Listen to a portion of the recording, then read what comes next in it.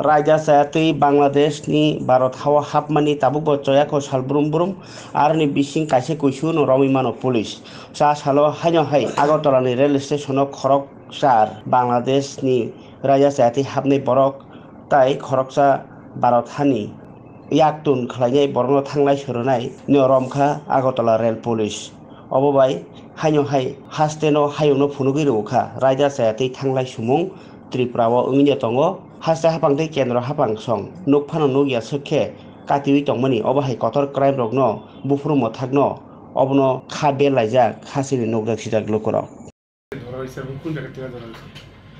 হ্যাঁ, অ্যাকচুয়ালি আজকে আমাদের কাছে একটা গোপন সংবাদ ছিল যে আমাদের যে প্রত্যেক দিনের ট্রেন, আজকেও একটা ট্রেন ছিল দূরপাল্লার ট্রেন, যেটা কাঞ্চনজঙ্ঘা এক্সপ্রেস। তো ওইটা দিয়ে একটা বিশাল সংখ্যক বাংলাদেশের লোক যেতে পারে এরকম খবর। তারপর আমরা জিআরপিএফ এবং আরপিএফ থানা পুলিশ মিলে আমরা সব দিকে একটা অ্যাম্বুশ বসি। তো যদিও ট্রেনটার টাইম ছিল 8টা নাগাদ, তো আমরা যখন প্রায় 7:30 মানে 7:30 পার হচ্ছে এমন সময় দেখলাম কিছু বয়সের মহিলা এবং ছেলেরা ওই দিকে আসছে, প্ল্যাটফর্মের মেন গেট হয়ে প্ল্যাটফর্মের দিকে আসছে এবং তার মুভমেন্ট খুব সাসপেক্টেড ছিল। তারপর আমরা যথারীতি তাদেরকে ডিটেন করি। তো ডিটেন করে আমরা 9 জনকে ডিটেন করেছি টোটাল। তো এর মধ্যে 8 জনেই বাংলাদেশের বাড়ি এবং একজন আমাদের ইন্ডিয়ান। তো তাদেরকে প্রিলিমিনারি জিজ্ঞাসা করে জানতে পারি যে তারা ওই ট্রেনে করে যেতে চেয়েছিল, কেউ মুম্বাই, কেউ পুনেতে, শিয়ালদহ হয়ে যাবে আর কি।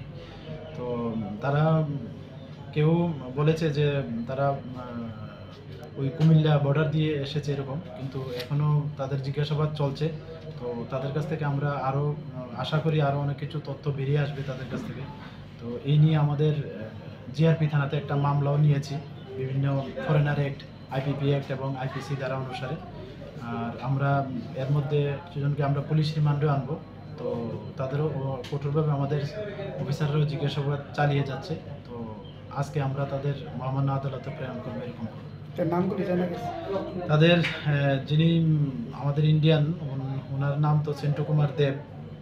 বাংলাদেশে যারা আছে তারা একজন আছেন তানিয়া হাসান শেখ, সাথী খাতুন, সুমি শেখ, রূপা শেখ, রেজওয়ান শেখ, বিউটি খাতুন, সুপ্রিয়া শেখ, মাজেদা বিশ্বাস, পিঙ্কি, তাদের নাম এরকম আর কি, এরকম বলেছে আর কি। কিসের সূত্রে তারা তো এখনো আমরা জিজ্ঞাসাবাদ চালিয়ে যাচ্ছি। তো যতটুকু সম্ভব তারা পুনে এবং মুম্বাইতে কাজ করতে যাবে এরকম তাদের তাদের যে কর্তৃপক্ষ আর কি, তারা এরকম বলছে আর কি এখন পর্যন্ত।